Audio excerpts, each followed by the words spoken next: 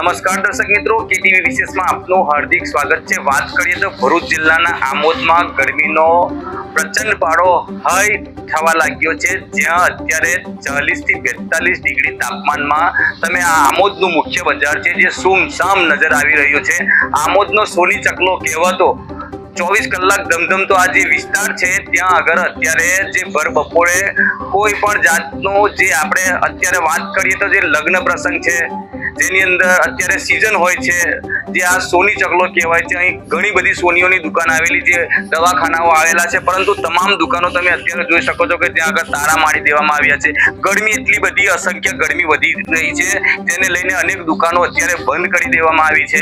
ગરમીનો પ્રકોપ દિવસે દિવસે આમોદમાં વધી રહ્યો છે, જેને લઈને રોડ રસ્તાઓ તમામ સુમસામ નજરે પડી રહ્યા છે। વાત કરીએ તો એક બાજુ ઉનાળુ વેકેશન પણ ચાલી રહ્યું છે, જ્યાં બાળકો માટે ખરીદી અત્યારે કરવામાં આવી રહી છે, તેવાની અંદર પણ અત્યારે બજારો સુમસામ જોવાઈ રહ્યા છે। લગ્ન પ્રસંગ હોય તેની અંદર પણ આજે બજારો આમોદની અંદર સુમસામ જોવા મળી રહ્યા છે।